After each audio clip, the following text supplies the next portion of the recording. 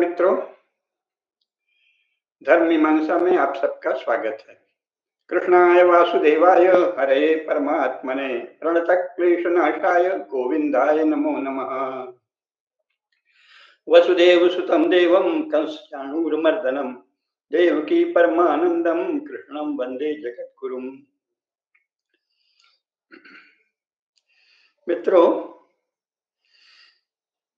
कोई भी समाज या कोई भी एक समाज का समूह, शक्तिशाली समूह हो या कमजोर समूह हो, जब वो ज्ञान की साधना नहीं करता, जिस विषय में भी उसे काम करना है उस विषय में अगर ज्ञान की साधना नहीं करता तो वो केवल अनिष्ट को जन्म देता है।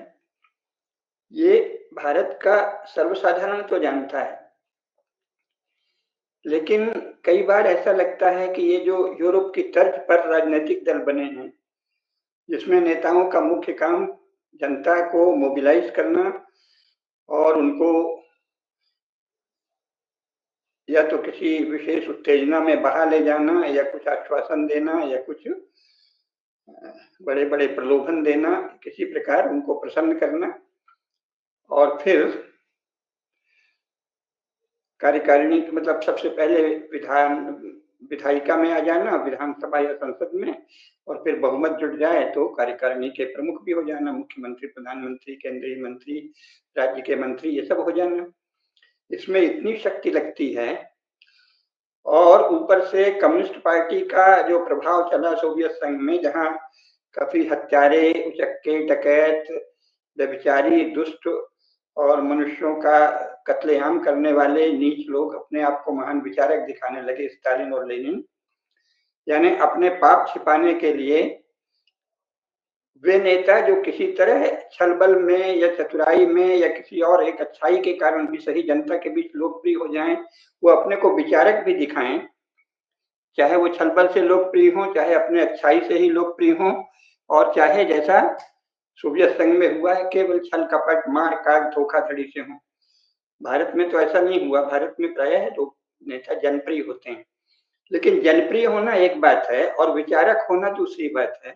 कम्युनिस्ट पार्टी के नेताओं ने, स्टालिन और लेनिन ने और बाद में माओ ने, जो तीनों के तीनों बहुत ही दुष्ट, हत्यारे और नरपिशाच थे, उन्होंने अपने आप को विचारक कहलवाना शुरू किया और हर विषय में विचारक क्या कहता है, हमारा स्टालिन क्या कहता है, लेनिन क्या कहता है, माओ क्या कहता है, इसकी चर्चा होने लगी।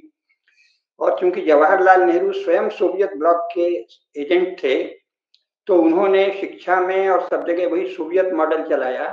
तो यहाँ भी उनके चाटुकार लोग, पार्टी के वर्कर भी और कम्युनिस्ट पार्टी के वर्कर भी, कांग्रेस पार्टी और कम्युनिस्ट पार्टी दोनों के ऐसे लोग जो जवाहरलाल नेहरू को खुश करके उनसे राजकीय कुछ लाभ लेना चाहते थे, राज्य का पद, प्रतिष्ठा, धन, सम्मान आदि, उन्होंने नेहरू को भी विचारक कहना शुरू कर दिया। फिर हर नेता को विचारक कहने लगे। और क्योंकि शिक्षा पर जवाहरलाल नेहरू ने एकाधिकार कर लिया था सोवियत संघ की तर्ज पर, यानी पार्टी का जो प्रधानमंत्री होगा वही तय करेगा कि भारत में क्या शिक्षा चले। ये पहली बार भारत में जवाहरलाल नेहरू ने शुरू किया सोवियत संघ की तर्ज पर, और अपने किसी चाटुकार को अथवा अपने किसी एजेंट को अथवा किसी अन्य संधि किए हुए व्यक्ति को शिक्षा मंत्री बनाने का जो क्रम शुरू किया, जिनको अपने देश के ज्ञान, परंपरा, शिक्षा, विद्या किसी का कोई ज्ञान नहीं हो, ऐसे लोगों को लगातार शिक्षा मंत्री बनाया। अबुल कलाम आजाद से लेके और जब तक वो जिए, सब कुछ मुसलमान और कुछ वैसे कम्युनिस्ट किस्म के लोग इनको शिक्षा मंत्री बनाते रहे, जिनको भारत की विद्या का कोई भी ज्ञान नहीं था। तो जो नई पीढ़ी आई उसमें भी एक फैशन चल गया, जो राजनीति में सजग थे, जो पढ़ने लिखने में गंभीर थे, वो तो राजनीति से दूर रहे, या तो वो अपना व्यवसाय करते रहे या शासन प्रशासन के पदों में जाने की कोशिश करते रहे। बहुत होशियार रहे हुए तो आईएएस, आईपीएस बनने की कोशिश करने लगे।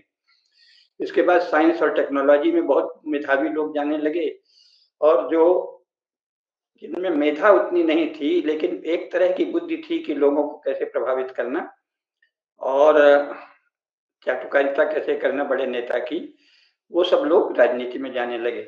तो ज्यादातर राजनीति में ऐसे लोग जाने लगे कि जिनको ये बुद्धि तो थी कि कैसे हम आगे बढ़ जाएंगे, नेता की किस प्रकार चाटुकारिता करके। लेकिन और कोई बुद्धि की अपने समाज के विषय में जाने, इतिहास को जाने, दर्शन को जाने, राजनीति को जाने, ये तो कोई बुद्धि नहीं थी। तो इसके कारण उन्होंने भी ये फैशन अपना लिया कि नेताजी को विचारक कहो। फिर इसके बाद हर पार्टी में ये फैशन चल गया, यहाँ तक कि स्थानीय स्तर पर कोई गांव, कस्बे, जिला के स्तर पर भी जो पार्टी के नेता होते हैं, हम देखते हैं कि उनके अनुयायी या प्रशंसक या कार्यकर्ता उनको विचारक ही कहते हैं। फलाने जी बहुत बड़े विचारक, चिंतक हैं, चिंतक विचारक, चिंतक विचारक। एक फैशन बन गया, मानो कि चिंतक विचारक न हुआ कोई बाजार में कहीं गली गली में बिकने वाला आलू, गोभी, बैगन हो गया, जिसको देखो वही चिंतक और विचारक है। तो इसमें केवल झूठ की बात नहीं थी, इसमें बहुत बड़ा अनर्थ ये है कि उसके बाद आप राजनीति के क्षेत्र में विचार शून्य हो जाते हैं। तो भारतीय राजनीति के क्षेत्र में सोवियत मॉडल का जवाहरलाल नेहरू द्वारा अंधा अनुकरण किए जाने पर और बाद के राजनीतिक दलों द्वारा उस रोग को नहीं समझकर नेहरू के द्वारा या कांग्रेस के द्वारा, कम्युनिस्टों के द्वारा संचालित शिक्षा व्यवस्था को ही महान शिक्षा आदि मान लेने के कारण, उसी में स्वयं पढ़ने और अपने बच्चों को पढ़ाने के कारण जो मेधावी, विशेष परिश्रमी, ज्ञान साधक हैं, उनको, अपवादों को छोड़कर शेष लोग उसी धारा में बहने लगे। वो भी हर नेता को, हर आलू, बैगन, गोभी, प्याज सबको विचारक कहने लगे। इससे ये केवल चाटुकारिता का प्रश्न नहीं है, इससे एक भयानक अंधकार, राजनीति के क्षेत्र में भयंकर अंधकार, यानी कुछ भी चलता, समाजवाद समाजवाद समाजवाद रटे, और समाजवाद का लोगों ने समझा कि कोई समाज का भला होगा, जबकि समाजवाद एक बहुत ही कठोर विचारधारा है। और समाजवाद में भी जो द्वंद्वात्मक भौतिकवाद है, कम्युनिज्म, वो तो अत्यंत क्रूर, कठोर, पैशाचिक मतवाद है।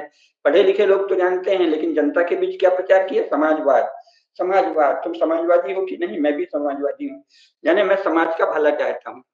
समाजवाद का या किसी भी आधुनिक राजनीतिक मतवाद का संपूर्ण समाज के भले से कोई संबंध है ही नहीं। अब तो सोशल मीडिया आ गया है, तो आप गूगल में जाके देख सकते हैं। अगर आप कुछ भी नहीं पढ़ना लिखना चाहते तो इतनी मेहनत करके गूगल में देख लीजिए कि आइडियोलॉजी क्या होती है, स्टेट क्या होता है, पॉलिटिकल पार्टी क्या होती है। उससे आप जान लेंगे कि पॉलिटिकल पार्टियों का काम लोगों को मोबिलाइज करके सत्ता पर कब्जा करना और सत्ता का अपने समूह के पक्ष में नियंत्रण करना, बस इतना है। उसका विचार से कोई मत नहीं। आइडियोलॉजी क्या है? लोगों को एकजुट करने या बहकाने या भरमाने या फुसलाने या सम्मोहित करने का नारे और बड़ी बड़ी घोषणाओं से भरा हुआ एक शब्दजाल, उसे आइडियोलॉजी कहते हैं। चाहे वो कोई भी आइडियोलॉजी हो, कम्युनिज्म हो, सोशलिज्म हो, नेशनलिज्म भी हो, तो वो क्या है? लोगों को भरमाने का शब्दजाल। और ये तो भारत की राजनीति में कभी अच्छा माना ही नहीं जाता रहा। तो खैर, वो तो एक विषय हुआ। अब इसमें से जो आज का विषय है उसको कैसे लें? तो उसमें ये हुआ कि जो सबसे अधिक उदात्त आदर्शों को बहुत ही गलत ढंग से पेश किया गया, और इसका एक उदाहरण है, सारे उदाहरण गलत हैं। समाजवाद को भी गलत रूप में पेश किया गया। समाजवाद का अर्थ है समाज पर सत्तारूढ़ राजनीतिक दल का पूर्ण नियंत्रण और राष्ट्र के संसाधनों का अपनी पार्टी और अपनी पार्टी के समर्थकों के पक्ष में एक तरफा हस्तांतरण, यही समाजवाद है। साम्यवाद तो खैर बहुत ही क्रूर मतवाद है, द्वंद्वात्मक भौतिकवाद। ये मानना कि केवल संघर्ष से, वर्ग संघर्ष, वर्ग युद्ध, वर्ग घृणा, इसके द्वारा सत्ता पाकर वर्ग शत्रुओं का सफाया करना, जो भी हमारा विरोधी हो उसको वर्ग शत्रु कह दो और उसको मार डालो। तो आप जानते ही हैं, अब तो सभी लोग जानते हैं कि सोवियत संघ में, चीन में और सभी कम्युनिस्ट देशों में करोड़ों निर्दोष लोगों को मारा गया, वैज्ञानिकों को मारा गया, विचारशील लेखकों, विद्वानों, बौद्धिकों को मारा गया, किसानों को मारा गया और सरल सदाचारी लोगों को मारा गया। तो वो उनका कम्युनिज्म है। नेशनलिज्म भी जो यूरोप में चला, वो तो इसी तरह का है कि एक लोगों में भावना जगाकर, जैसे हिटलर ने जगाया था, और उन्माद फैला देना। तो तीनों ही जितने भी मतवाद हैं, उसके पहले चर्च का यही था, गॉड और holy son, holy God, holy father, holy son और होली घोस्ट के नाम से लोगों को अपने पक्ष में बहाना, उनको बहुत अधिक आध्यात्मिक अंधकार में धकेल देना, उनको पूर्णतः नियंत्रण में ले लेना। किसी तरह शताब्दियों के संघर्ष के बाद यूरोप के लोग किसी तरह चर्च के चंगुल से निकले हैं। तो अब वो दुनिया में, भारत और दूसरी जगह चर्च का चंगुल फैलाने की कोशिश कुछ लोग कर रहे हैं, सफल नहीं होंगे, चिंता की बात नहीं। तो जानना चाहिए, नई पीढ़ी को विशेषकर जानना चाहिए कि ये जो कम्युनिज्म है, सोशलिज्म है और यूरोपीय ढंग का नेशनलिज्म है, ये तीनों बहुत ही क्रूर, कठोर, हृदयहीन, निष्ठुर राजनीतिक मतवाद हैं, जो अपनी पार्टी और अपने समर्थकों के पक्ष में राज्य पर कब्जा करके संसाधनों का एक तरफा हस्तांतरण करते हैं। लेकिन राज्य तो इससे बड़ी चीज है, तो राज्य पर कब्जा क्यों चाहते हैं? राज्य पहले से चली आई चीज है। राज्य यूरोप में भी जो राजा थे, तो वो चर्च के पहले से राजा थे, अलग अलग। तो चर्च ने उनको फुसलाया, बहलाया, कहीं जबरन अपने को क्रिश्चियन बनने कहा कि हम तुमको, तुम्हारी प्रजा को फुसला के तुम्हारे पक्ष में कर देंगे, वो विरोध नहीं करेगी, बहुत सारे वो अलग टिकड़ा में। राज्य तो चर्च से पहले से है, और भारत में तो राज्य अत्यंत प्राचीन काल से है। आपको हम कई बार बता भी चुके हैं, कितने हमारे यहाँ राजनीति शास्त्रीय ग्रंथ हैं। महाभारत सबसे महान ग्रंथ है उस विषय में, जिसमें राजधर्मानुशासन पर्व ही है, पूरा विशाल ग्रंथ है राजनीति शास्त्र का।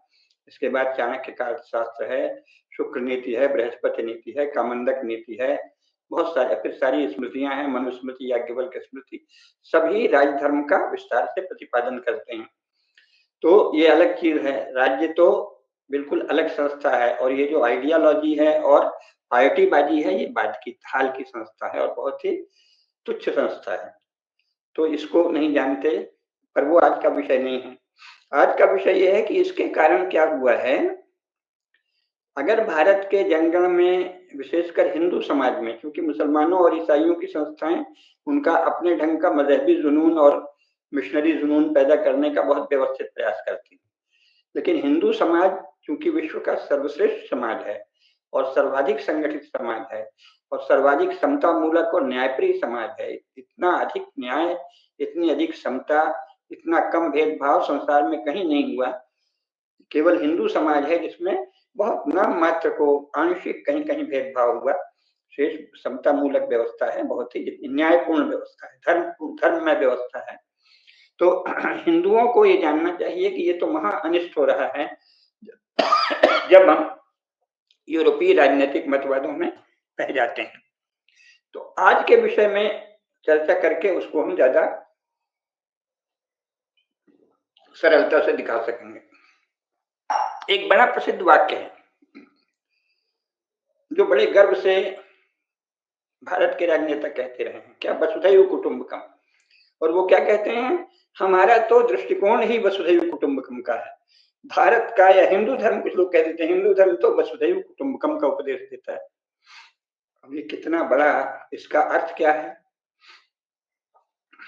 एक तो मूल श्लोक का जो अच्छा अर्थ हो सकता है उस पर हम बाद में आएंगे, पहले इसका जो मूल संदर्भ है वो बता दें। वसुधैव कुटुंबकम कहाँ का श्लोक है? हितोपदेश नाम का एक ग्रंथ है, जिसको राजकुमारों को राजनीति सिखाने के लिए राजा ने राज पंडित को नियुक्त किया। तो उन्होंने दो इसी प्रकार दो अलग अलग ग्रंथ है। एक अन्य पंडित ने पंचतंत्र लिखा, पंचतंत्र और हितोपदेश, ये दोनों ग्रंथ क्या है? राजनीति शास्त्र की शिक्षा अपेक्षाकृत कम बुद्धि वाले राजकुमारों को सरल ढंग से राजनीति शास्त्र की शिक्षा देने के लिए रचे गए ग्रंथ हैं, पंचतंत्र भी और हितोपदेश भी। हितोपदेश तो विशेषकर, तो हितोपदेश में ये कहाँ का संदर्भ है? कौन कहता है उदार चरिता नाम तू वसुधैव कुटुंबकम? ये जानना चाहिए। तो अगर पूरी कहानी बताएंगे तो 1 घंटे उसी में निकल जाएगा, इसलिए हम बहुत संक्षेप में बताएंगे। जिनको ज्यादा पढ़ना है वो हितोपदेश में मित्र लाभ प्रकरण पढ़ना है। तो उसमें क्या है, बहुत संक्षेप में, एक हिरण है जिसका नाम चित्रांग है, उसका मित्र एक कौवा है जिसका नाम सुबुद्धि है। अचानक उससे एक सियार रास्ते में मिल जाता है और वो कहता है हमसे मित्रता कर लो। उस सियार का नाम है क्षुद्र बुद्धि। क्षुद्र बुद्धि नाम के सियार ने चित्रांग नामक सुंदर और बहुत अच्छे स्वभाव वाले हिरण से दोस्ती की पेशकश की, मित्रता की का प्रस्ताव किया।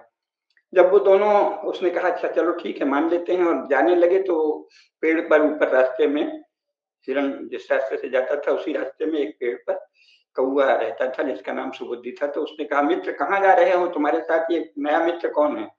तो उन्होंने कहा मित्र ये हमारा नया मित्र है, इसका नाम है क्षुद्र बुद्धि और ये हमारे साथ है। तो उसने कहा भाई सावधान रहना, इसको पहचानते हो अच्छे से, इसका शील जानते हो, इसका स्वभाव जानते हो? उसने कहा नहीं नहीं, ये मुझे अच्छा लग रहा है, मैं मानता हूँ। खैर, तो वो चल दिया। सुबुद्धि नामक कौवे ने सावधान किया तो भी चित्रांग हिरण क्षुद्र बुद्धि के भटकावे में, बहकावे में, घुमाने में आगे और चला गया।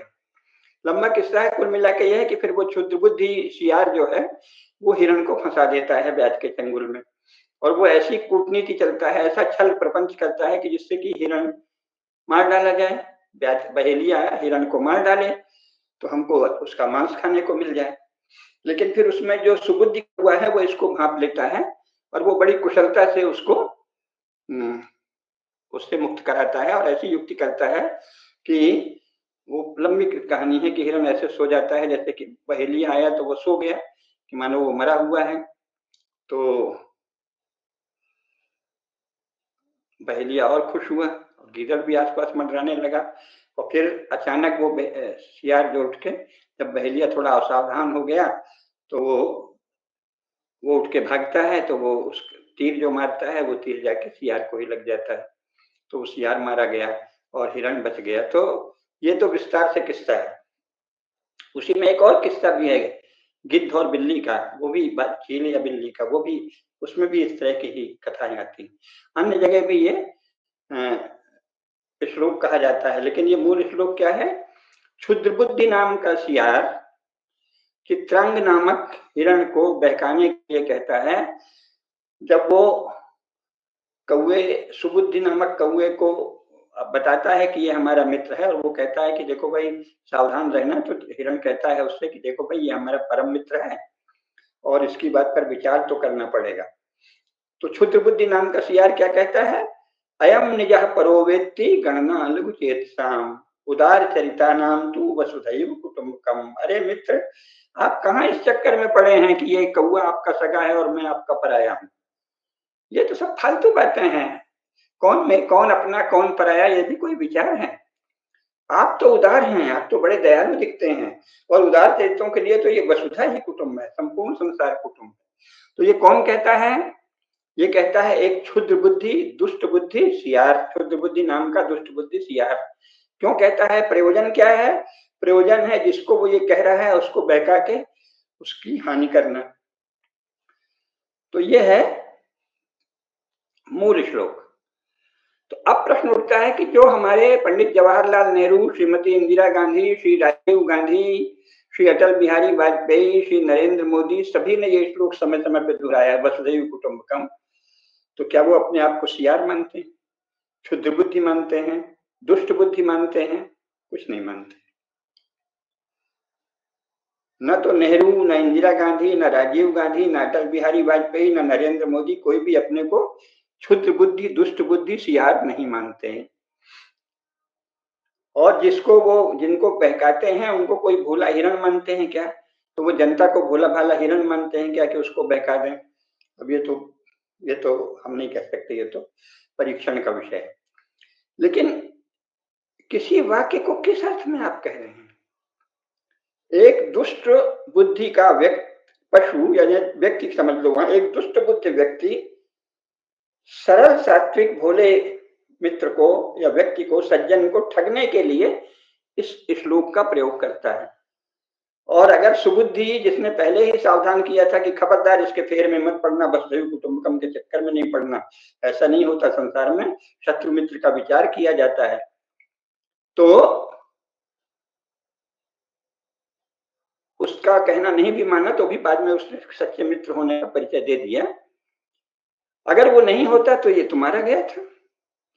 तो वसुधैव कुटुंबकम नामक लुभावने नारे को सुनने वाला धोखा खाता है, नष्ट हो जाने के किनारे आ जाता है, यही तो उपदेश था। उसकी मृत्यु निश्चित ही थी, मृत्यु होनी ही थी अगर सुबुद्धि नाम का मित्र नहीं होता।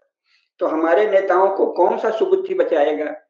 ये क्या, अथवा ये जनता को भोला भाला हिरण मानते हैं क्या? उसको ठगने के लिए कहते हैं क्या? ये क्यों कहते हैं उदार चरिता नाम तो वसुधैव कुटुंबकम? ये समझ में ही नहीं आता। तो इसमें एक प्रश्न ये उठता है कि क्या हमारे नेता अपने आप को क्षुद्र बुद्धि नामक सियार मानते हैं जो इस श्लोक को कहते हैं? क्या भारत की जनता को जिसके सामने वो ये बात कहते हैं, उनको भोला-भाला हिरण मान के बहकाने के लिए कहते हैं? तो स्पष्ट है कि वो ऐसा कुछ नहीं कहते। तो जब हमारे आधुनिक राजनेता शास्त्र पढ़े बिना पुराने श्लोकों को बोलते हैं, तो इसी तरह अर्थ का अनर्थ होता है। अच्छा, मान लीजिए कि आप ये कहानी भुला भी दें कि मूल कहानी क्या है, ठीक है। तो फिर आइए दूसरे में, मान लो आप मूल कहानी का संदर्भ भुला दें, श्लोक को यथावत ले लें, भूल जाएं कि इसको एक दुष्ट बुद्धि ने दुष्ट प्रयोजन से एक भोले भाले हिरण को बहकाने के लिए किया था और उसके द्वारा वो उसको खा जाना चाहता था। इस बात को भूल जाइए। तो स्वयं ये श्लोक क्या कहता है? अयम निजः परो वेत्ति गणना लघु चेतसाम। ये हमारा है, ये पराया है, ये हिसाब लगाना लघु चेतना का लक्षण है। उदार चरिता नाम तू वसुधैव कुटुंबकम। जो उदार चरित महात्मा हैं उनके लिए सारा संसार कुटुंब है। अब इसमें दो बात है। पहली बात, ये महात्मा या अत्यंत उदार चरित्र लोगों के लिए कहा गया है, राजपुरुष को तो नहीं कहा गया है। अगर आपका कुटुंब सारी वसुधा है तो फिर आप वसुधा में राज्य करिए ना। फिर आप भारत में राज्य क्यों चाहते हैं या अपने प्रदेश में राज्य क्यों चाहते हैं? हमारे प्रदेश में भी एक मुख्यमंत्री थे, शिवराज सिंह चौहान, वो ये श्लोक बहुत बोलते थे बार बार बार बार। और स्थिति क्या है? भारत के सभी राजनेता अपनी ही पार्टी के प्रतिस्पर्धी को टंगड़ी मारते रहते हैं, कोशिश करते हैं कि वो गिर जाए और हम उठ जाएं। हर प्रदेश, कांग्रेस में, भाजपा में, सभी पार्टियों में जो विद्यमान मुख्यमंत्री होता है वो भावी संभावित मुख्यमंत्रियों की टंगड़ी मारता रहता है, उनको पीछे धकेलता रहता है। कहाँ, कौन सा उदार चरित्र है? राजनीति में उदार चरित्र कौन हुआ है अभी तक? जवाहरलाल नेहरू नहीं हुए, इंदिरा गांधी, जवाहरलाल नेहरू ने तो, गांधी जी नहीं हुए, गांधी जी ने सुभाष चंद्र बोस को नहीं सहन किया, जवाहरलाल नेहरू ने राजर्षि टंडन, महामना मालवीय किसी को सहन नहीं किया।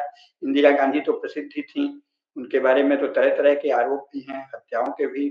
राजीव गांधी ने नहीं, राजीव गांधी को तो ज्यादा समय ही नहीं मिला। अटल जी ने, कोई भी अपनी पार्टी में प्रतिस्पर्धी को, अटल जी का तो प्रसिद्ध है कि उन्होंने, गोविंदाचार्य ने कह दिया कि वो मुखौटा है तो इसीलिए निकाल बाहर किया। जो भी हो, सब में हर हर अटल जी में बहुत सारे गुण थे। मैं स्वयं उनका बड़ा प्रशंसक हूँ और उनका सानिध्य पाकर अपने को सौभाग्यशाली ही मानता था। जब भी मिला है 2-4 बार, बातें की हैं 10-12 बार। लेकिन प्रश्न ये है कि राजनेता कहाँ ऐसे उदार चरित होते हैं? ये श्लोक क्यों कहा जाता है? आपका काम तो अपने क्षेत्र का और सज्जनों की रक्षा करना है ना। राजा का काम क्या है? सज्जनों की रक्षा, दुर्जनों का दमन। भगवान ने भी क्या कहा है, क्योंकि वो राजा के रूप में ही आए थे, यदा यदा हि धर्मस्य ग्लानिर्भवति भारत अभ्युत्थानम् अधर्मस्य तदात्मानं सृजाम्यहम् परित्राणाय साधूनां विनाशाय च दुष्कृतां धर्म संस्थापनार्थाय संभवामि युगे युगे। सज्जनों के का परित्राण दुष्टों से, दुष्टों से सज्जनों का परित्राण करना और दुष्टों का विनाश करना, इसके लिए राज्य है। इसमें क्या है? अयम निजः परो वेत्ति क्यों कहते हैं? क्योंकि आपको पश्चिमी यूरोप और अमेरिका को खुश करना है। तो वो मूर्ख हैं क्या?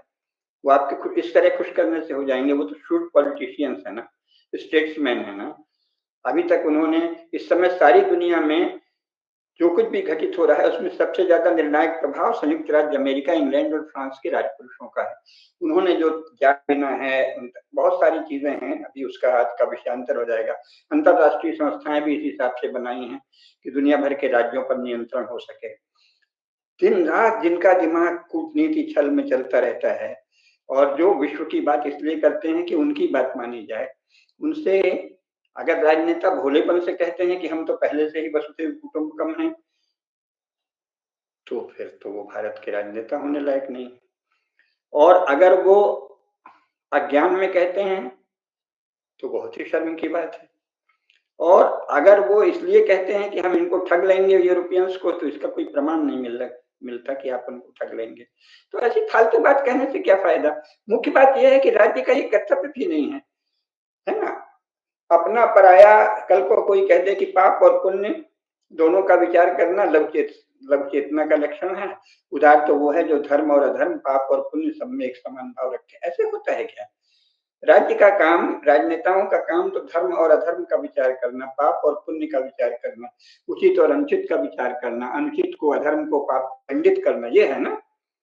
वहां क्यों उदार चरित्र ऐसे बनने की कोशिश करते हो? आपका उदार चरित्र यही है कि अपने बेटे को, अपने वंश को, अपने भाई को, अपने भतीजे को भर आगे न बढ़ाएं, संपूर्ण प्रजा को आगे बढ़ाएं, ये सबसे बड़ी उदारता है।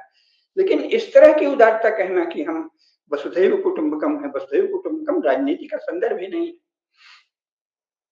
जब अच्छा, लेकिन मान लीजिए थोड़ी देर को फिर भी आप कहें कि नहीं हम मानेंगे, तो चलिए मूल अर्थ में आइए।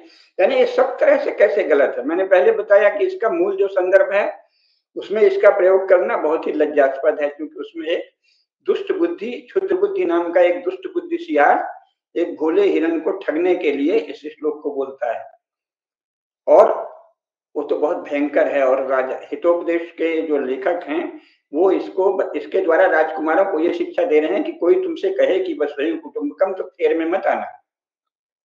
जो भी तुमसे वसुधैव कुटुंबकम की बात करे उसके फेर में मत आना, वो घातक है, वो तुमको मार डालने की जुगत में है। तो ये उपदेश का प्रयोजन है, तो उस दृष्टि से गलत है। दूसरी बात, राजपुरुषों के द्वारा इसका प्रयोग इसलिए गलत है कि राज्य का तो काम ही है दुष्टों को दंडित करना, जो अनीति है उसका शमन करना, कंटकों का शोधन करना और सज्जनों का परित्राण करना, उनको आगे बढ़ाना। तो आप तो भेदभाव के बिना तो शासन चल ही नहीं सकता। सज्जनों के प्रति दयालु, दुष्टों के प्रति कठोर, सज्जनों को सब प्रकार से उनके स्वधर्म पालन के अनुकूल परिवेश देना और दुष्टों को उनकी दुष्टता को प्रतिबंधित करना, उनके प्रतिकूल परिवेश देना, सजा देना। राज्य तो इसके लिए है। दूसरी तरह से भी गलत है। अब तीसरी तरह से ये कैसे गलत है ये मैं बताता हूँ। तीसरी तरह से भी गलत है, यानी 3 प्रकार से ये श्लोक गलत है। वो भले नेहरू से लेकर मोदी तक सब बोलते हो, पर ये श्लोक गलत है। तीसरी तरह से ऐसे गलत है कि कुटुंबकम कहा है ना, वसुधैव कुटुंबकम, बहुत सुंदर। तो कुटुंब क्या होता है? कुटुंब में कोई एक मुखिया होता है, बाकी लोग उनके अनुशासन में रहते हैं, लेकिन उन सबका भी वो ध्यान रखा जाता है। यानी मुखिया के बाद कोई एकदम शासक और शासित, मालिक और गुलाम, स्वामी और दास नहीं होते, सब उनके अपने होते हैं, है ना। तो सभी में परम आत्मीयता हो, तो किसी समय जितनी इकाइयों में आत्मीयता हो वो उनका कुटुंब हुआ। तो इस समय क्या विश्व के सभी राष्ट्र राज्यों में आत्मीयता है? तो फिर इतने युद्ध क्यों हो रहे हैं, छलघात क्यों हो रहे हैं? अभी जॉर्ज सोरोस ने कह दिया कि हम मोदी के को उखाड़ फेंकेंगे। सभी लोग कह रहे हैं कि अमेरिका का कम से कम एक पक्ष जो है वो भारत शासन को अस्थिर रखना चाहता है, मोदी जी के शासन को। राहुल गांधी का पक्ष लेने वाले बहुत से विदेशी शक्तियां हैं, और दुनिया भर में इसी तरह चल रहा है। तो आप ये वसुधैव कुटुंबकम का भाव तो वहां नहीं है, क्योंकि कुटुंब में तो ऐसे नहीं होता है। कुटुंब अच्छे अर्थों में कुटुंब वही है जहाँ सबका ध्यान सब लोग रखें और उनका एक मुखिया हो, वो सब उसकी बात सब माने, उसके अनुशासन में रहें, लेकिन बाकी सब भी कोई उसके दास नहीं है। सबका अपना अपनी अपनी अपनी भूमिका है, अपना अपना स्वधर्म है। तो ऐसा ऐसा एक विश्व अभी तक तो नहीं बना है। अमेरिका सब जगह अपनी चलाता है, वो दूसरों को बराबरी का अधिकार तो नहीं देता। यहाँ तक कि संयुक्त राष्ट्र संघ में वीटो का अधिकार 5 राष्ट्रों ने अपने अपने को ले लिया है। भारत को तो अभी तक वीटो का पावर नहीं मिला। और मान लो मिल भी जाए तो भी तो अभी मिला ही नहीं। तो आप वसुधैव कुटुंबकम क्यों कहते हैं? कुटुंब तो वो है ना जो आपको अपना माने और आप उसे अपना माने। जो आपको अपना नहीं माने, आपसे कुछ दांव पेंच लेन देन, है ना, दुराव छिपाव प्रेम सबका, लुका छिपी का खेल जैसा राजनीति में चलता है, सारा संसार जानता है। वो जो खेल रहा है वहां इस निरर्थक शब्द को क्यों बोलना? आप कहेंगे नहीं नहीं हमारे नेता बड़े चतुर हैं। कौन उनके बहकावे में, कौन धोखे में आ रहा है? तो मूल इसका जो अभिधा अर्थ है, सहज अर्थ है, सहज सामान्य अर्थ है, उस रूप में भी ये गलत है, क्योंकि वसुधा अभी तक तो कुटुंब है नहीं। ग्लोबल विलेज कहने से या वन अर्थ कहने से वन अर्थ तो नहीं है। कौन वन अर्थ मानता है? दूसरों के संसाधन अपनी मनमर्जी से अपनी शर्तों पर खरीदना और अपने संसाधन अपनी शर्तों पर बेचना, रात दिन यही चल रहा है। और सारी अंतरराष्ट्रीय संस्थाएं, उस पर तो अलग से हम लोग बात करते ही रहे हैं, आगे फिर करेंगे कि जो अंतरराष्ट्रीय संस्थाएं बनी हैं वो कैसे भेदभाव पर आधारित। कुछ नहीं तो यही बता दें कि कुछ भारत और चीन जैसे देश हैं जिनकी जनसंख्या 140 करोड़ है। वेटिकन है जिसकी संख्या शायद 100-150 कुछ है। बहुत से ऐसे देश हैं जिनकी संख्या 4 करोड़ या 5 करोड़ है। कुछ ऐसे देश हैं जिनकी संख्या कुछ लाख है और सबको एक एक वोट है संयुक्त राष्ट्र संघ में। तो इसका क्या मतलब हुआ? 20 लाख मनुष्य बराबर है 140 करोड़ मनुष्य के। भयंकर भेदभाव हो गया ना। ये कुटुंब है क्या? 20 करोड़ मनुष्यों का एक, यानी 20 लाख मनुष्यों का एक कोई नेशन स्टेट है। यहाँ तक कि जो वेटिकन सिटी है वो तो 100-150 लोगों का एक नेशन स्टेट है, उसका भी एक वोट है। 100 आदमियों का या 150 या 200 आदमियों का एक वोट, 20 लाख का भी एक वोट, 2 करोड़ 5 करोड़ का भी एक वोट, 140 करोड़ का भी एक वोट। ये कुटुंब है क्या? ऐसे ही कुटुंब आप चलाएंगे और इसी कुटुंब को कुटुंब कह रहे हैं। तो आप कहेंगे नहीं नहीं वो विदेशियों को मक्खन मारने के लिए कहते हैं। तो क्यों मक्खन मारते हैं? और ये तो मक्खन मारना एक भ्रम है ना। आप मक्खन मारेंगे, असल में आप अगर आप सजग राजनेता हैं तो अपने देश का भला चाहेंगे, और न वो आपके मक्खन के चक्कर में आएगा, वो अपने देश का भला चाहेगा। तो एक पहली बात तो ये अज्ञान से उपजा वाक्य है। दूसरी बात ये बहुत ही आत्मनिंदक वाक्य है, अपने आप को कुटिल क्षुद्र बुद्धि दुष्ट बुद्धि दिखाना है। तीसरी बात, अपने शास्त्रों का ज्ञान रखे बिना अपना बात बोलना, भारत के होकर भी आप ऐसा करते हैं, हिंदू घर में पैदा होकर भी, तो कितनी लज्जास्पद बात है। और चौथी बात, जो इसका सहज अभिधार्थ है कुटुंब, कुटुंब तो है ही नहीं भाई। भारत तो पहले एक कुटुंब बन जाए, होना चाहिए। कुटुंब हो और है, इस दोनों में तो बहुत फर्क है। क्या भारत के मुसलमान और ईसाई हिंदुओं को अपना कुटुंब मानते हैं? क्या कम्युनिस्ट हिंदुओं को अपना, कम्युनिस्ट हिंदू बाकी हिंदुओं को अपना कुटुंब मानता है? वो तो वर्ग संघर्ष, वर्ग शत्रुता, वर्ग घृणा, वर्ग विद्वेष की बात करता है। सारी राजनीति 70 वर्षों से क्या हुई है?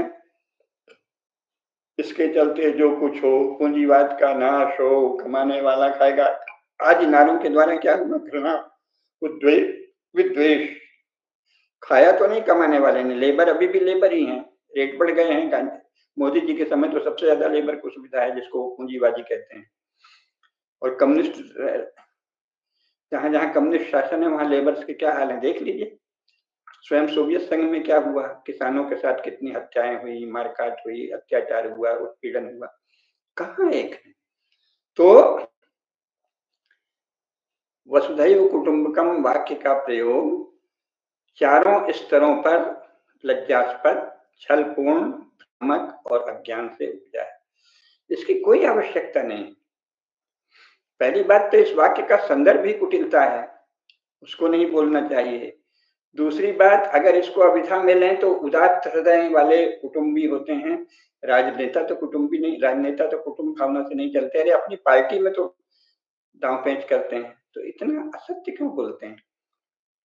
कम से कम जहां आवश्यक हो छल प्रपंच की, कूटनीति की, वहां कर लें। बाकी समय सत्य बोलना चाहिए। हमारे तो राजनेताओं का आदर्श ही रहा है सत्य वचन, सत्य निष्ठा। इसमें बहुत उन्होंने हानि भी सही है। और अब ये कौन सी राजनीति आ गई है विदेशी मतवादों से प्रेरित कि हमारे नेता कहते हैं वसुधैव कुटुंबकम? कहां से वसुधैव कुटुंबकम? एक राजनीति में वसुधैव कुटुंबकम एक असंभव बात है ना। और कुटुंब कहीं है नहीं। जो कोई आपको कुटुंब नहीं मान रहा, तो आप जबरन किसी को कुटुंब कहेंगे क्या? मैं जाऊं और अंबानी जी के यहाँ खड़ा हो जाऊं और कहूं कि आप, मैं आपके कुटुंब का हूं, तो वो हमारे कुटुंब हो जाएंगे क्या? वो हमको धन दे देंगे क्या? आप कहाँ की बात कर रहे हैं? कौन किसका कुटुंब है? जो जिसका कुटुंब है वो स्पष्ट है, परिभाषित है, व्याख्यायित है, सुपरिचित है, लोग जानते हैं, उतना हो जाएगा। तो परिवार भावना अलग है, राष्ट्र भावना अलग है, समाज भावना अलग है, विश्व भावना अलग है। सब में अलग अलग नियम चलते हैं। तो ये जो भ्रामक नारे हैं वो क्यों करें? नहीं करना चाहिए। इसको थोड़ा और समझने के लिए एक अन्य श्लोक है, उसका भी इसी प्रकार जो अच्छा अर्थ है। यहाँ तो मैंने बताया कि ये मूलतः एक दुष्ट पात्र के द्वारा कहा गया श्लोक है। लेकिन जो अच्छे पात्र के द्वारा कहा गया श्लोक है, वहां भी अगर आप मूल अर्थ नहीं समझते तो वैसा ही अनिष्ट होगा। वो अच्छा पात्र क्या है? भगवान शंकर की स्तुति का बड़ा प्रसिद्ध भजन है, श्लोक है। उसके पहले जो सुंदर हैं वाक्य वो कठिन और आध्यात्मिक हैं। उसमें हम नहीं जाएंगे। उसका सार ये है, आत्मा त्वं गिरिजामति सहचरा प्राणा शरीरम ग्रहम पूजा ते विविधोपभोग रचना निद्रा समाधि स्थिति संचारा पदयो प्रदक्षिण विधि स्तोत्राणि सर्वा गिरो यद्यत् कर्म करोमि तत्तदखिलम शंभो तवाराधनम। ये भगवान शंकर की स्तुति है। तो अगर इसी को लोग मान जाए तो पता चला कि जो अभी अविकसित है, जिसका चित्त पवित्र नहीं है, तरह तरह की गंदगी, वासना, कुटिलता, कामुकता, लोभ सबसे भरा है, वो यही कह दे कि जो यद यद कर्म करोमि तदखिलम शंभो, मैं जो करूं सब भगवान शंकर की आराधना है। पूजा ते विविधो भोग रचना, जो विविध प्रकार के भोग हैं वो सब मेरी पूजा है। तो चित्रलेखा नाम की एक फिल्म बनाई गई थी, उसमें यही है ना कि उन्होंने सन्यासी को ही कह दिया कि संसार से भागे फिरते हो, भगवान को तुम क्या पाओगे, है ना। और ये जीवन भी एक वो है ना, सांसारिक जीवन भी एक उपासना है, पूजा है। तो इस तरह की बात से क्या होता है, तो कुटिल बात हो जाएगी। पूजा के संचारा विधि, हम चलते हैं, घूमते हैं, मीटिंग करने जाते हैं, भाषण देते हैं, यही भगवान शंकर की प्रदक्षिणा है। स्तोत्राणि सर्वागिरो, माँ बहन की गाली दे रहे हैं, व्यभिचार कर रहे हैं, दुष्ट नीच कह रहे हैं, दूसरे को पापी कह रहे हैं, आदान प्रदान गालियों का हो रहा है, वो सब स्तोत्र है क्या? किस तरह के व्यक्ति का वो कथन है? जो स्वयं भगवान शंकर से तदात्मा है, जो अपनी आत्मा में भगवान शंकर को देखता है। आत्मा त्वम, पार्वती माता जो है वो हमारी बुद्धि है, हे भगवान शंकर आप हमारी आत्मा में, वो उस चेतना के स्तर पर विराजमान है। अब आप इसको कहें, इसका अगला एक और क्या है फिर, माता च पार्वती देवी पिता देवो महेश्वर बांधवा शिव भक्ताश्च स्वदेशो भुवनत्रयम्। ये बड़ा प्रसिद्ध श्लोक है। और मैं जब दिल्ली में था तो एक मीटिंग हुई थी, उसमें उन लोगों ने बड़े संस्कृत के पंडितों को बुलाया, क्योंकि वो राजनीतिक लोग थे, चतुर थे, और थे तो आधुनिक राजनीति के समर्थक। तो वो इस तरह का एक उन्होंने दक्षिण पूर्व एशिया का संवाद चलाया, और उसमें पंडितों को बुलाया। पंडित लोगों, तो पंडित तो हमारे शास्त्र ज्ञान और मुखाग्र हैं, कंठाग्र हैं, ग्रंथ श्लोक, ऐसे पंडित को बुला लिया, लेकिन जो राजनीति का मर्म नहीं जानते थे तो वो चले गए। और एक पंडित जी ने ये श्लोक कहा, फिर बाद में उसको उस राजनीतिक समूह के लोग बहुत दिनों तक दोहराते रहे। वो राजनीति शास्त्र के लोग थे, है ना। तो दिल्ली के, मैं नाम नहीं लेना चाहता, और मैं खुद उनसे चूंकि बहुत जुड़ा था, लेकिन ऐसी पोलों को मैं सदा इंगित करता था कि भाई ये क्या कर रहे हो। तो वो कहते स्वदेशो भुवनत्रयम्, स्वदेशो भुवनत्रयम्। तो मैंने उनको कहा, भाई स्वदेशो भुवनत्रयम् कौन कह रहा है, उसके पहले क्या है ये भी तो याद करो। माता च पार्वती देवी पिता देवो महेश्वरः बांधवा शिव भक्ताश्च, संसार भर के शिव भक्त हमारे बंधु हैं। शिव भक्त कौन है? जिनके लिए जगत जननी पार्वती ही उनकी माँ है, और भगवान शंकर महादेव शंभो वही उनके पिता हैं। ऐसी जिनमें भक्ति है वो शिव भक्त है, जो सदा महादेव भगवान शंकर को अपना पिता मानता है, उन्हीं का स्मरण करता है, उन्हीं की शरण जाता है, उन्हीं की भक्ति करता है, उन्हीं के भरोसे रहता है। और जगत जननी का जिसे सदा स्मरण होता है कि माँ हमको छाया दे रही है, माँ ही रक्षा करेंगी, है ना। माता च पार्वती देवी पिता देवो महेश्वरा, जो जगत जननी जगदम्बा पार्वती का स्मरण करते ही एकदम जैसे माता का स्मरण करके होता है, वैसा जो पुलकित हो जाता है, जिसके मन में मातृ भाव आ जाता है, जो माँ की याद करके विभोर हो जाता है। जैसे राम प्रसाद जो बड़े भक्त थे काली के, वो करते थे चंडी भक्त, या जैसे श्री रामकृष्ण परमहंस, है ना, माँ के बिना विकल है, माँ माँ गए। राम प्रसाद क्या कहते हैं, आमाय दे माँ पागल को रो, आर काज नाई ज्ञान विचारे, तुम्हार प्रेमेर सुधा पाने के रो मत तुम्हारा, ओ माँ भक्त चित्त हरा डुबाओ प्रेम सागरे। जो उस दशा में रहते हैं, माँ मुझे पागल करते, अपने प्रेम भक्ति के अमृत रस में मुझे डुबो दे, भक्त के चित्त को हरने वाली ओ माँ प्रेम सागर में मुझे डुबा दे। उनके लिए है ना माता पार्वती, वो एक अलग स्तर है। और बांधवा शिव भक्ताश्च, जो इस प्रकार का भाव रखने वाले लोग संसार में जहां भी हो, वो हमारे बांधव हैं, हमारे अपने हैं, हमारे सगे हैं, क्योंकि वो भगवान शंकर को अपना पिता मानते हैं और पार्वती जगदम्बा जगत जननी को अपनी माता मानते हैं। तो इस प्रकार संपूर्ण तीनों लोक हमारा स्वदेश है, ठीक है। अब उन राजनीतिक लोगों ने क्या किया, स्वदेशो भुवनत्रयम् पकड़ लिया। तब चूंकि मैं राजनीति शास्त्र का भी विद्यार्थी हूँ, दर्शन का तो हूँ ही, तो मैंने उनसे कहा कि भाई पंडित जी जो कह रहे हैं वो श्लोक बहुत सही है, लेकिन उसका अर्थ क्या है, बांधवा शिव भक्ताश्च, ये संपूर्ण तीनों लोक या तीनों लोक कभी आप नहीं मिलो तो संपूर्ण पृथ्वी हमारा स्वदेश है। संपूर्ण पृथ्वी हमारा स्वदेश है, इसलिए हम सब जगह अपने बंधुओं की प्रतिष्ठा करेंगे। इसका अर्थ है हम सब जगह शैव मत फैलाएंगे, अपना सनातन धर्म फैलाएंगे, शिव भक्त सारे संसार में हो, ये हम प्रयास करेंगे ना, क्योंकि हमारे बंधु सब जगह हो। इसका अर्थ है कि इसमें प्रेरणा दी गई है कि सनातन धर्म का शासन संपूर्ण विश्व में हो। तीनों लोक में सनातन धर्म का शासन है, लेकिन संपूर्ण पृथ्वी में भी सनातन धर्म का शासन हो। स्वदेशो भुवनत्रयम्, हमारा, हम केवल भारत तक सीमित नहीं रहेंगे, ये संपूर्ण पृथ्वी हमारा स्वदेश है और यहाँ सब जगह हमारे बंधु ही शासन करेंगे, जो शिव भक्त होंगे, जो जगदम्बा को अपनी माँ मानेंगे, उनकी स्मरण करते ही उनकी प्रेम छलक आएगा, भाव विभोर हो जाएंगे, जैसे श्री रामकृष्ण परमहंस पुकारते थे माँ, है ना, और जैसे राम प्रसाद पुकारते थे चंडी भक्त।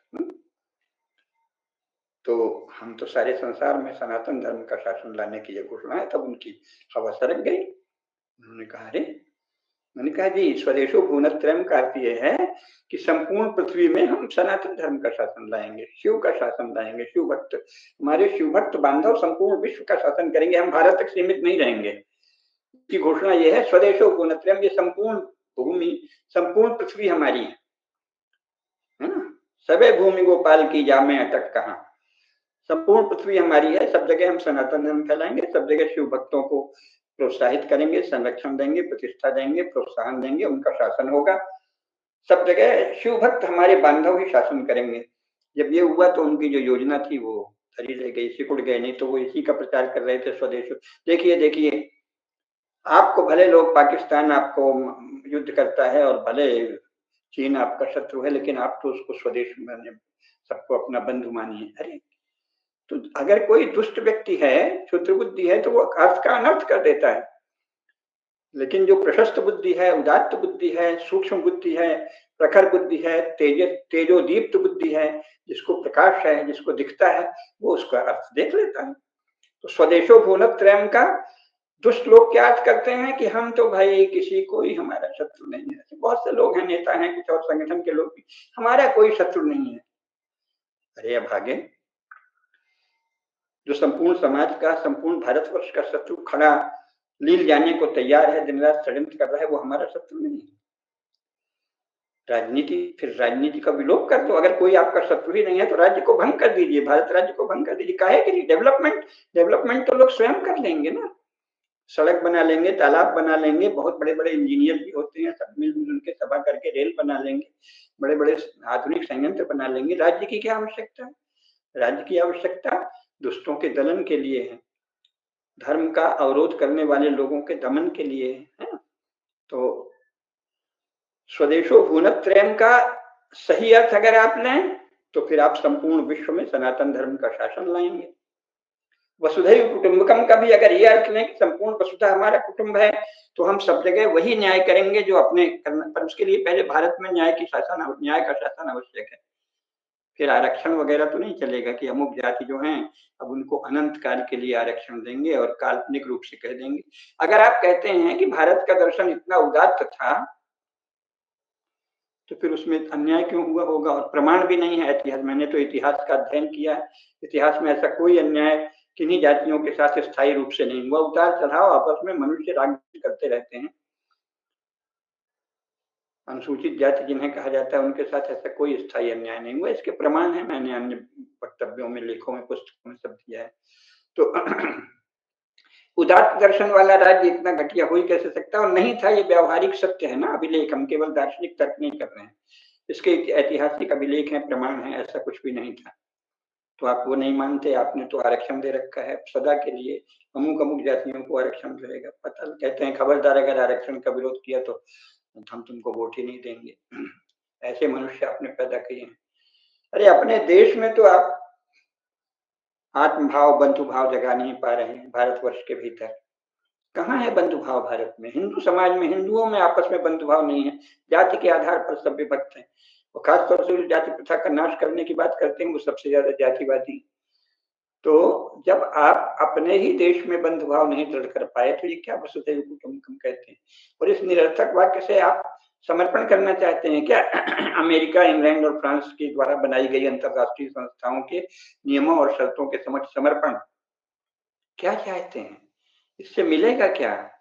आपको भारत में, आपको अमेरिका ने तो प्रधानमंत्री या राष्ट्रपति नहीं बनाया है, मुख्यमंत्री भी नहीं बनाया है, इंग्लैंड ने भी नहीं बनाया है, फ्रांस ने भी नहीं बनाया। आप क्यों उनका कुटुंब होना चाहते हैं जब वो आपको अपना कुटुंब मानते ही नहीं? इंग्लैंड, यूरोप और अमेरिका को अपना कुटुंब आप बनाने को क्यों बेचैन है? पहले भारत को तो कुटुंब बना लीजिए। तो मुख्य बात यह है कि वसुधैव कुटुंबकम या स्वदेशो भूनत्रयम, इनका यदि सम्यक अर्थ करें तो वो हमको प्रकाश देगा, शक्ति देगा, ऊर्जा देगा। संपूर्ण विश्व में सनातन धर्म का विस्तार करने की भारत शासन की नीति होनी चाहिए, है ना? अरे हमारे से अलग हुआ एक छोटा सा, अब दो छोटे छोटे राज्य बन गए हैं, पाकिस्तान और बांग्लादेश। उनके संविधान में घोषित है कि ये संपूर्ण धरती अल्लाह की है और हम यहाँ कुरान के अनुसार शासन करने का प्रयास करेंगे सारे संसार में,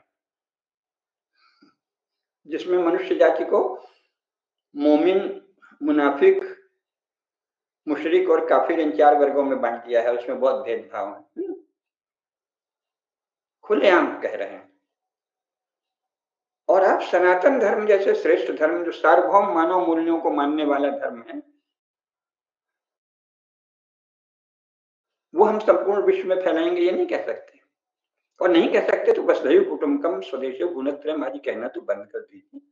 इतना पाखंड, इतना दोहरापन अथवा इतना निरर्थक कथन उचित नहीं है। तो मैंने कहा स्वदेशो भुवनत्रयम अथवा वसुधैव कुटुंबकम का अर्थ तब हो सकता है जब आप सच्ची भावना से चलें। कुटुंब माने, कुटुंब का अर्थ है अगर भारत के साथ कोई देश अन्याय कर रहा है तो उसका आप विरोध करें। अभी तक तो किसी नेता ने, मोदी जी ने पहली बार शुरू किया है, जयशंकर ने कहना शुरू किया है, जयशंकर जी ने। इसके पहले तो कहाँ कोई अन्याय का विरोध कर ही नहीं पाते थे। जवाहरलाल नेहरू वगैरह तो अन्याय में सहचर थे, सखा थे, अब एजेंट थे, अभिकर्ता थे। इंदिरा गांधी, राजीव गांधी और जो भी अब तक के लोग हुए, अटल जी को ज्यादा मौका ही नहीं मिला, जितना मिला उसमें वो तालमेल बनाते रहे। तो पहली बार तो ये कहना शुरू हुआ है कि भाई आप हमारे साथ, या विकासशील जिन्हें आप कहते हैं उन देशों के साथ, या जो आपकी अपनी मंडली है थोड़ी सी, अपने आप को गोरी नस्ल कहने वाले लोगों की, क्रिश्चियन लोगों की, व्हाइट क्रिश्चियन मेल, प्रोटेस्टेंट, उनकी मंडली के बाहर आप अन्याय क्यों कर रहे हैं? अन्याय मत करिए। पहली बार तो कहना शुरू किया। अभी तो अन्याय का विरोध हो रहा है। तो यहाँ कुटुंब कुटुंब एक निरर्थक वाक्य है। ये नहीं सोचना चाहिए कि उन्होंने वन अर्थ कहा तो हम फट से कह दें। वन अर्थ वो इसलिए कह रहे हैं कि वो सारे संसार पर अपना कब्जा चाहते हैं। संसार में संयुक्त राज्य अमेरिका, इंग्लैंड और फ्रांस अपना कब्जा चाहते हैं, और उसके लिए पहले पुराना जमाना नहीं है कि वो कहने कि हम जीसस का राज्य लाएंगे, संभव नहीं है, मार खा गए हैं, मार खा के देख लिया है कि हम नहीं कर पाएंगे, तो कोमल भाव बोल रहे हैं। लेकिन उसमें एक संधि बनती है, उनको कहिए हाँ ठीक है, आप लाइए, उसकी शर्तें तय करिए, है ना, उसकी बात करिए। मोदी जी में तो वो सामर्थ्य है। लेकिन ये निरर्थक वाक्य ये कहना कि हमारा आदर्श भी वसुधैव कुटुंबकम रहा, अगर वो किसी जानबूझकर न्याय की भावना से कह रहे हैं तो बहुत सुंदर है। राजा की बात तो राजा ही जानता है, मुझे पता नहीं मोदी जी के मन में क्या है। लेकिन समाज में जो ये फैल जाता है, हमारे यहाँ मुख्यमंत्री भी यही कह रहे थे, और वो जो ऐसा कह रहे थे उसमें वो प्रायः दूसरों के साथ, गैर हिंदू शक्तियों के साथ समझौता की ही बात ज्यादा करते थे, है ना? तो जो हिंदू द्रोही, धर्मद्रोही, न्यायद्रोही धर्म शक्तियां हैं, उनके साथ समर्पण और समझौते के लिए वसुधैव कुटुंबकम शब्द का प्रयोग नहीं होना चाहिए, स्वदेशो भुवनत्रयम का प्रयोग नहीं होना चाहिए, क्योंकि वो मूल शब्द का, मूल भावना का, मूल धारणा का अनर्थ है। और वैसे तो ये मूल श्लोक ही स्वयं में, इसका प्रसंग ही ऐसा है कि एक दुष्ट बुद्धि व्यक्ति के द्वारा छल पूर्वक कहा गया वाक्य है। हमारा कोई भी शास्त्र ये नहीं कहता कि राजा बिना जितने हिस्से में शासन करे उसके बाहर भी उसको अपना मित्र ही माने। वसुदेव मित्र कहे वो तो अलग बात है, लेकिन मित्र ही मानेगा तो फिर वो अपने राज्य की रक्षा भी नहीं कर पाएगा। उसको तो सजग रहना पड़ेगा, कौन हमारा मित्र है, कौन शत्रु है, कौन तटस्थ है ना? ये सब देखना पड़ता है। तो भारतीय जनगण को विभ्रमित और विचलित करने के लिए ऐसे वाक्य नहीं कहने चाहिए राजपुरुषों को, उनकी जिम्मेदारी होती है। भारत के राजपुरुषों को वसुधैव कुटुंबकम का इतना प्रयोग नहीं करना चाहिए कि साधारण हिंदू जनता जो है वो जो पहले से ही अन्याय के विरोध में खुलकर नहीं खड़ी हो रही है, क्योंकि उसका दमन किया गया है शताब्दियों तक। विशेषकर 1947 के बाद कांग्रेस पार्टी ने जानबूझकर हिंदुओं का दमन किया, हिंदुओं के साथ भेदभाव किया, हिंदू धर्म को दबाया, दमन किया। तो वो नहीं कह पा रहा है, उसको आप और भरमा रहे हैं। वो कहता है, बहुत सारे युवक युवतियां मिलते हैं, वो कहते हैं क्या फर्क पड़ता है हिंदू हो कि मुसलमान हो जाए कि ईसाई हो जाए। ऐसे आत्महीन, आत्मगौरवहीन, आत्मविस्मृति से भरे हुए, अस्मिता से रहित लोग खड़े करने से क्या लाभ, वसुधैव कुटुंबकम कह कह के। इसलिए वसुधैव कुटुंबकम का अर्थ या तो विस्तार से खोलकर प्रचारित हो, अन्यथा बस मीठी मीठी बात कहने के चक्कर में ऐसी बातें नहीं कहनी चाहिए, उससे अनर्थ होता है। तो ये है वसुधैव कुटुंबकम का अर्थ और अनर्थ दोनों की हमने आज चर्चा की। अभी तो अनर्थ के रूप में ही इसका प्रचलन है, उसको रुकना चाहिए, या तो इसके अर्थ सहित अर्थ खोल कर समाज में फैलाया जाए, ताकि समाज में आत्मगौरव, आत्मभाव, न्याय की भावना आए। यही कहना है। नमस्कार। धर्म की जय हो, अधर्म का नाश हो, प्राणियों में सद्भावना हो, विश्व का कल्याण हो। नमः पार्वती पतये हर हर महादेव।